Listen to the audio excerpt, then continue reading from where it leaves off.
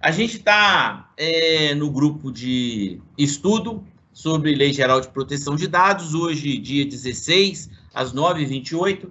Estamos aqui, eu, Orozinho e a Beatriz, eu sou o Pedro Henriques, e a gente está falando aqui, a gente iniciou pensando que ia falar sobre franquia, mas a gente iniciou já com calor falando sobre laboratórios e como que os dados podem estar vulneráveis nesse ambiente, né? E aí a Beatriz trouxe um case. Conta pra gente aí, Beatriz, esse case que você anunciou. Esse case recente do Fleury, que no meio desse ano sofreu um ataque hacker e ficou por uma semana fora. E a grande discussão é pelos dados sensíveis que eles têm. Então, inclusive de imagens de clientes, resultados laboratoriais, que são dados sensíveis pela própria lei. E realmente, o que a gente estava conversando agora foi quais medidas eles tomaram recentemente para não sofrer mais esse tipo de ataque. E, pelo que a gente estava conversando, também não foram grandes medidas, né? Mas as medidas que eles tomaram foi deletar, a partir de um tempo, os exames que estavam lá para não correr o risco, não é isso? Sim, eles salvam ainda alguns exames de sangue, mas qualquer exame que tenha algum tipo de imagem da pessoa, eles preferem enviar por correios e eles deixam no sistema por pouquíssimo tempo. Então, você tem, às vezes, 5 dias para pegar o seu resultado de exame e depois já são deletados do sistema, você não consegue mais ter acesso. Essas foram as medidas que eles tomaram, exatamente para evitar algum vazamento de dados sensíveis desses clientes. Existe uma situação muito clara que muitas empresas, nesse aspecto, tomam, que é fazer... você tem uma semana para pegar esse exame. Depois disso, criptografa. Né? Tem sistema de criptografia, tá? Manda para a cloud, faz espelhamento, né? E tudo criptografado, tá? Ô, Orozinho, imagina que, por exemplo, para ter o acesso ao exame, e vários usam o mesmo processo, entregam um protocolo que tem uma senha pública gravada. As pessoas falam assim, mas ela é privada. Privada nada, porque se ela fosse privada, ela ia chegar no seu celular, ela ia chegar no seu e-mail, mas as pessoas viram e falam assim, não, ela está impressa ali para facilitar o hacker. Facilita a pessoa. É como se você pegasse e falasse assim, não, o seu cartão de banco, ele vem com a senha impressa. Você não mostra para ninguém, não. Antigamente vinha, lembra, Pedro? Eu cheguei a receber, né? A sua senha está impressa, em princípio, só você que recebia aquela correspondência que o carteiro ele deixava, internamente tinha um código lá para você entrar. Né? Hoje não existe mais, porque com o roubo do correio, imagina, né? Um roubo do correio que pega N cartas aí, o cara pega lá e tem acesso a...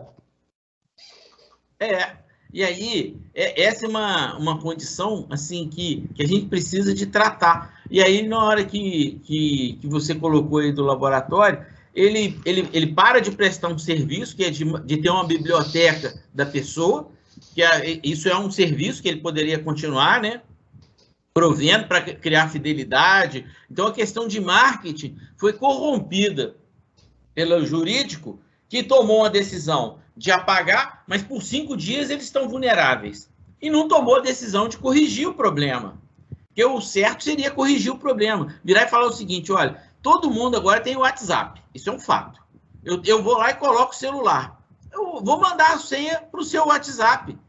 E eu nem vou mandar a senha, eu vou mandar um link que já vem que já está colocado como login ativo. Então, você não tem que escrever nada. Você clicou nesse link, você vai ter acesso. E pronto. Então, se você precisar, você vai lá e cadastra um usuário e você cadastra a sua senha. Porque esses sistemas nem te permitem trocar a senha. E aí, eu acho que ainda tem uma condição, olhando pelo processo, porque a gente precisa de entender o processo do laboratório. O laboratório ele criou um serviço extra para quem é consumidor, né, que foi lá buscar ter o seu exame. Que é virar e falar o seguinte, eu vou mandar para o seu médico, porque está aqui o pedido no nome do médico, ele já está conveniado com a gente, eu vou mandar para o seu médico. E aí, a sua informação você não deu aceite que ele podia mandar para o seu médico. E ele mandou. É um dado sensível. Às vezes, o seu médico vai saber que você já está grávida, o seu médico vai saber que você está doente. Tudo bem. Para você, às vezes, é um serviço que você gostaria, mas tem pessoas que, às vezes, não gostariam. Então, isso tinha que ter sido perguntado. E aí, ele manda, e aí, olhando do outro lado, você tem um controlador, um titular, um operador tratando os dados e entregando para um outro operador que também é controlador, que é o médico. Aí ele passa a ter lá a sua anamnésia numa biblioteca.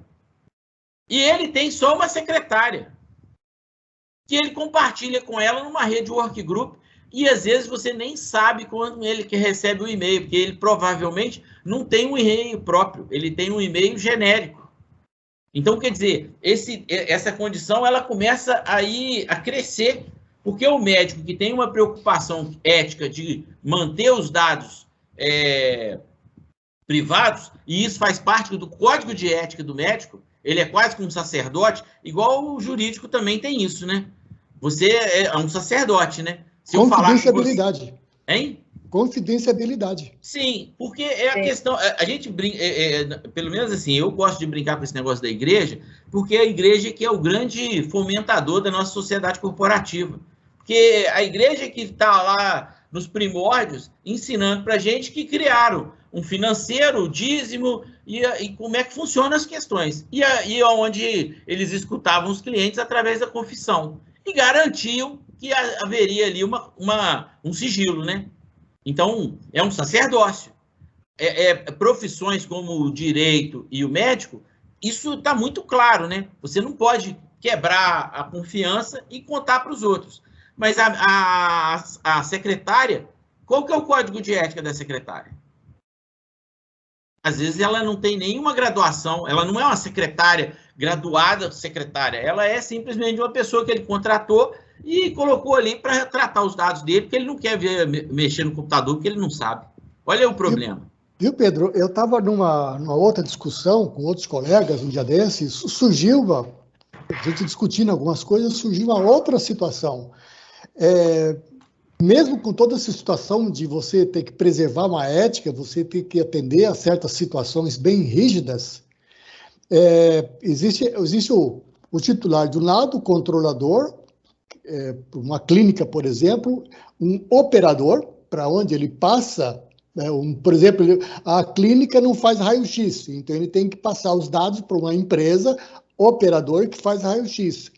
Só que tem algumas outras situações, não o caso do raio-x, tá? mas em outros tipos de situações de empresa, que ele tem que quarteirizar, não é nem terceirizar, ele tem que quarteirizar esse serviço. Aí entra a figura, que é uma coisa nova que está se discutindo, que é o suboperador. Né? Porque o operador, ele tem que fazer exatamente o que está no contrato com o controlador. O controlador tem que falar, olha, esse dado está indo para você fazer isso, isso, isso. Nem uma vírgula a mais. E o que está ocorrendo hoje é que o operador nem sempre ele sabe que isso ele não pode passar para frente. Nem a secretária pode saber. Algumas informações são sensíveis, para o médico. Só para o médico, a secretária não tem que saber. Se ele tiver que passar por um colega dele, para uma avaliação, uma consideração, uma consulta, ele tem que ter autorização do controlador. Não é que não pode ser feito isso. Do controlador.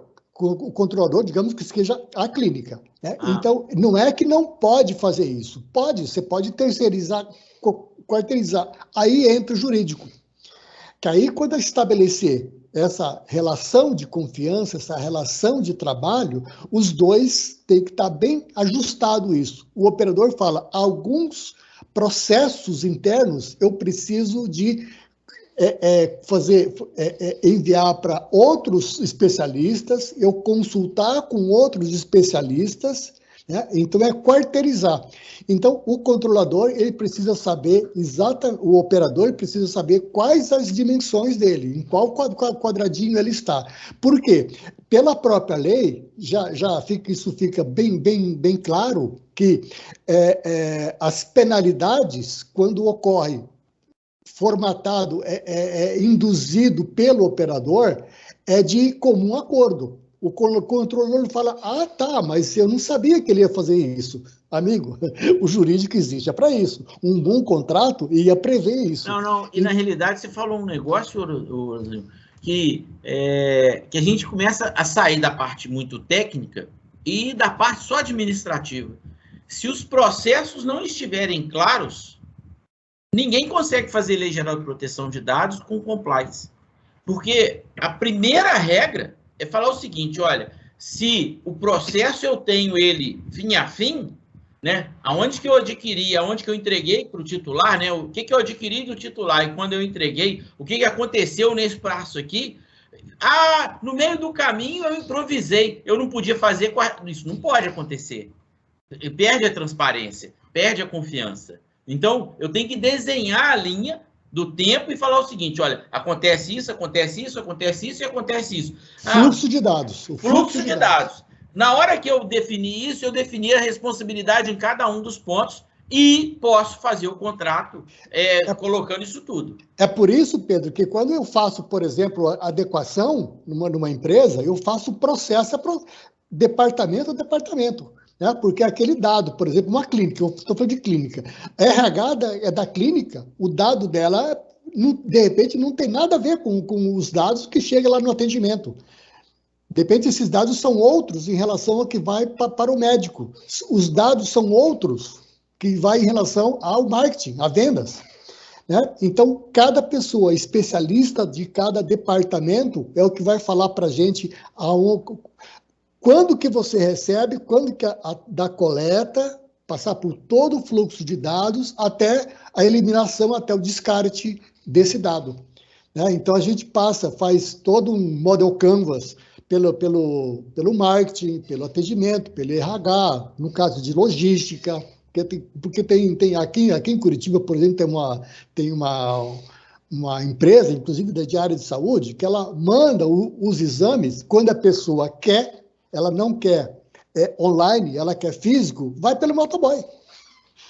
Entendeu? Vai pelo motoboy. O motoboy não tem código de ética, não tem... você nem sabe quem que é.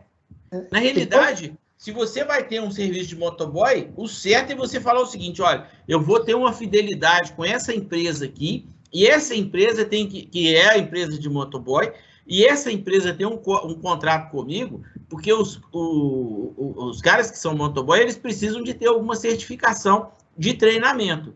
E a gente precisa ter um protocolo de segurança. Eu não posso entregar um envelope aberto, sem estar lacrado, sem ter nenhum, e vai chegar do outro lado e eu garantir que ninguém abriu, que ninguém leu, que ninguém viu.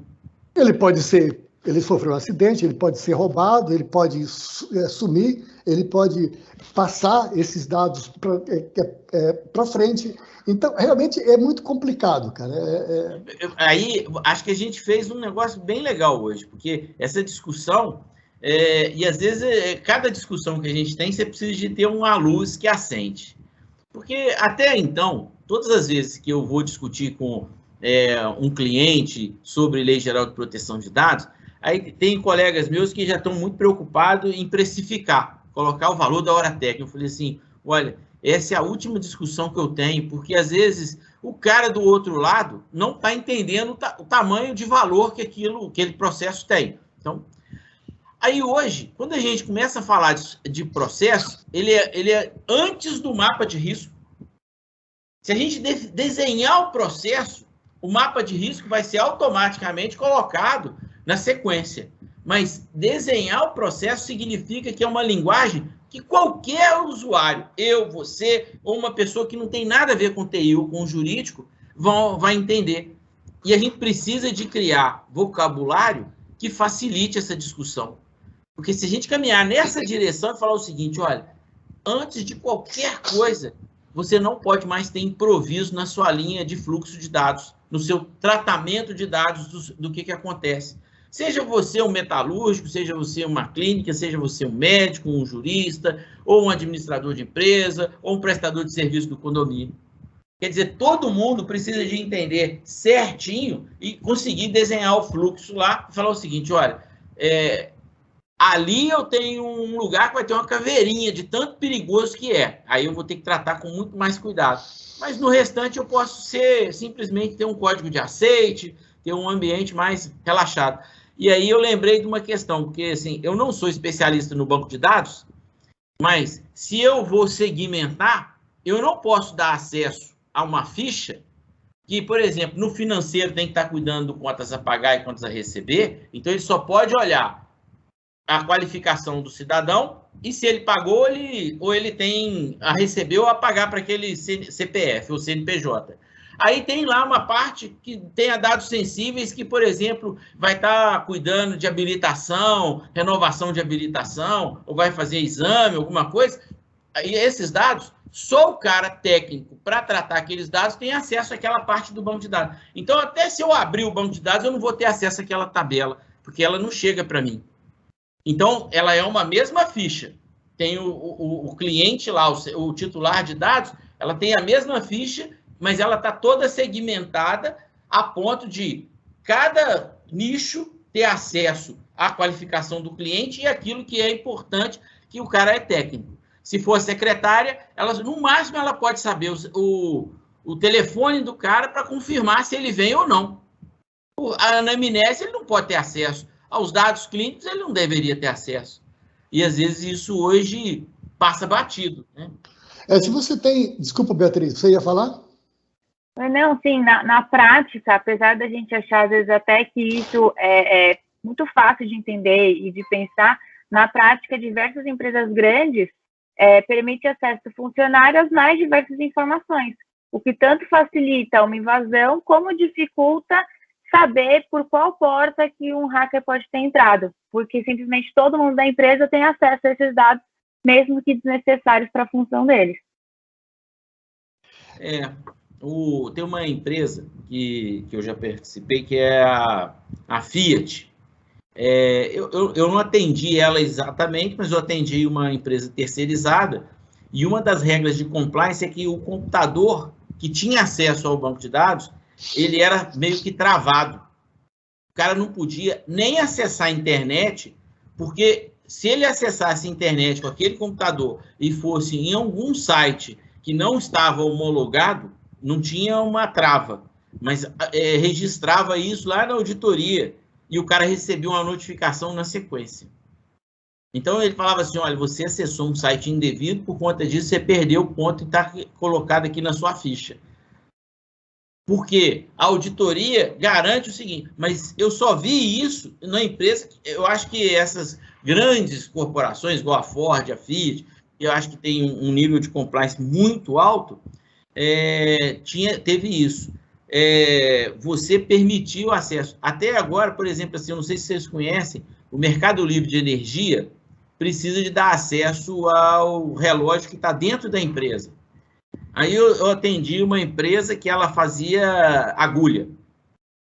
E ela era uma multinacional. Essa eu atendi em Juiz de Fora. Eu tive que vender um link extra de internet para permitir que os operadores acessassem o relógio. Porque ela falou o seguinte, a minha rede interna ela é tão fechada de compliance que eu não posso colocar nenhuma VPN para o cara ir direto lá, porque eles não conseguem garantir que ele não vai invadir o nosso sistema. Então, o nosso sistema é bem fechado. Então, algumas pessoas já estavam preparadas muito antes da lei. E outras estão negligenciando isso, assim, sem nenhum critério, né? Sim. Você, Beatriz, tem, para acessar os dados digitais, você tem uma assinatura digital. Tenho. O Orozinho tem também, não tem, Orozinho? Sim. Você tem por conta de contabilidade. A assinatura digital. Você tem uma empresa, não tem? Tenho, mas... A sua assinatura, ela está com o contador? Tá, né? Tá. Ele sabe, né? Ele sabe. Né? Mas eu tenho tipo aquela certificação, né? Que ela é rastreada, tal. Sim, mas Ela é você mais segura. concorda que o seu contador pode vender a sua empresa sem que você precisar estar lá? Pode, é só copiar minha assinatura. Não, Ele aí tem ela meu está lá, ué. CPF, ele tem todos os Não, meus dados. não, ele Né? tem a sua assinatura digital. Sim. É. Então, a gente é incoerente até nessa questão. A gente confia tamanho no nosso contador, porque o certo seria ter um protocolo, virar e falar o seguinte: olha, a partir de agora, senhor contador, eu posso dar para a sua assinatura uma representação. E você assina por mim, você assina. Eu vou lá e escrevo na minha assinatura o seguinte: olha, estou dando ao Orozimbro o direito de assinar por mim. Então você assume uma responsabilidade. Sabe por que o contador não faz isso? Porque ele não consegue garantir que internamente ele quer deixar a assinatura dele com o funcionário dele. Porque senão ele assume a responsabilidade e se der uma lenha, é ele que tem que pagar. Porque aí, se ele vender a sua empresa, você pode falar assim, mas ele não tinha o direito de vender a minha empresa. Eu dei para ele assinar lá na AF, lá na Receita, aonde for. Não simplesmente vender a minha empresa. Ou ceder os meus dados. O detalhe é que muitas vezes, Paulo e Beatriz, a gente tem aquela sensação que a gente, ou por ignorância, ou por má assessoria, a gente acaba assinando um cheque em branco, né, para o médico, para o dentista, para o advogado, para o contador, para todo mundo. Né? E hoje, o que a Beatriz falou, a gente vai ter que ter uma mudança drástica de cultura, mudança de comportamento, para a gente parar de falar de cheque em branco, né? Porque hoje, muitas vezes, com o contador, por exemplo, você fala, olha, você tem os meus dados de empresa, etc., e com a natureza, necessidade e finalidade, né? Que faz parte daqueles 10 princípios lá da LGPD. Né? Por que você tem os meus dados? Para fazer o que exatamente? Né? É para fazer a contabilidade da minha empresa, é para fazer imposto de renda, né? E para fazer a emissão das guias. Pronto. Qualquer coisa além disso, ele vai responder em processo.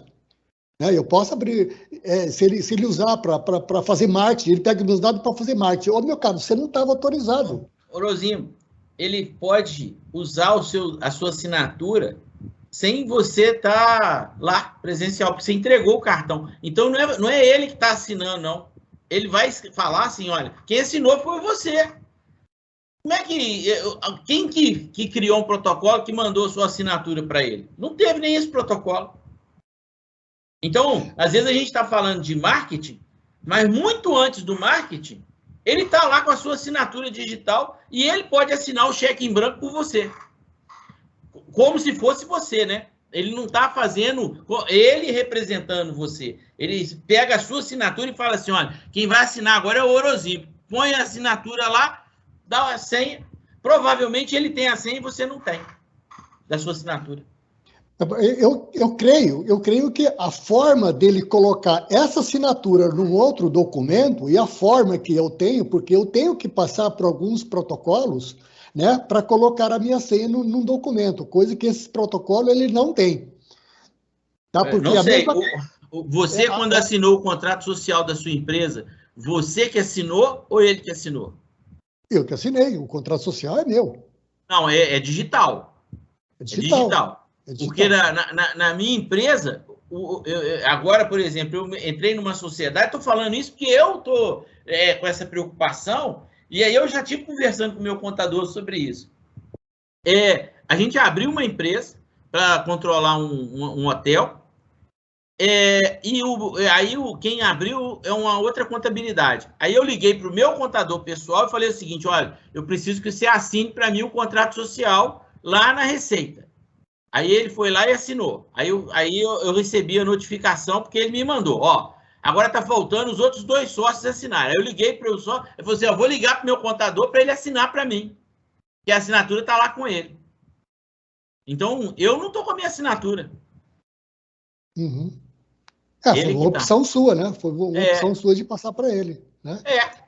Mas eu queria só voltar um pouco àquilo que a gente estava discutindo.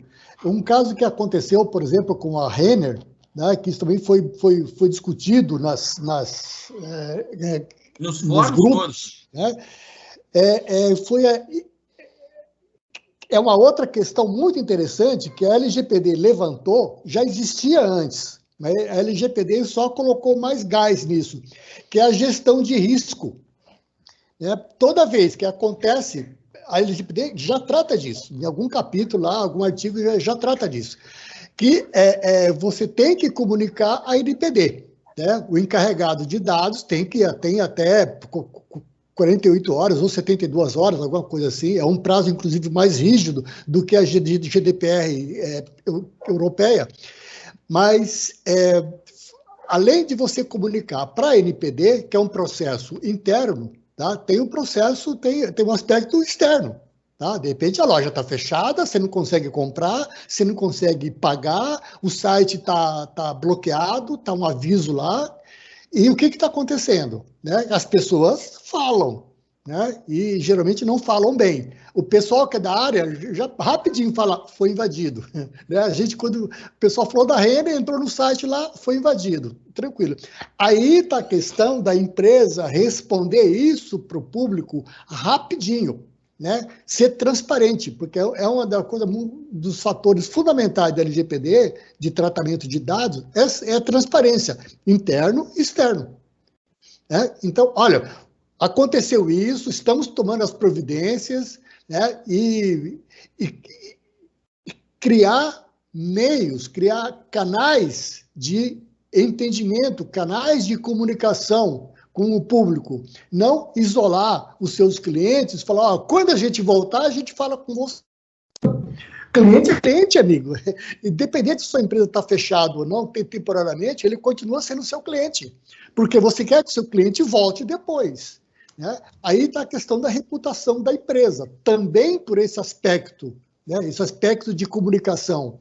Se você sabe que a sua empresa, mesmo hackeada, estava fechada, você não conseguia pagar, você não conseguia acesso para o produto, você ainda tinha, a empresa tinha contato com você estava sendo informado do que estava acontecendo, né?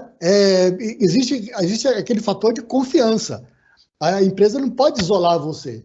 Então, a gestão de risco também, né, tem que fazer parte da LGPD em todos os processos, né, e a gente trata isso de processo a processo.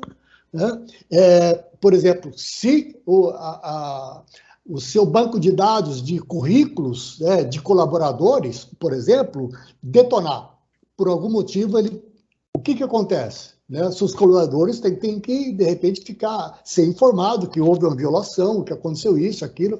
Se a sua base de marketing ela for violada, o que vai acontecer? Agora, muitas vezes, em ransomware, a empresa ela paga duas para o pessoal que faz a violação, a invasão, eles pagam duas vezes. Uma para ter acesso, porque o que o pessoal faz?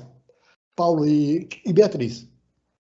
Você falou, para copiar todos a base de dados, né, ela vai demorar. Mas muitas vezes o que ele faz? Os caras acessam, copiam a base de dados, depois falam, agora eu tenho sua base de dados. Porque ele já estava lá no sistema há uma semana, você não sabia.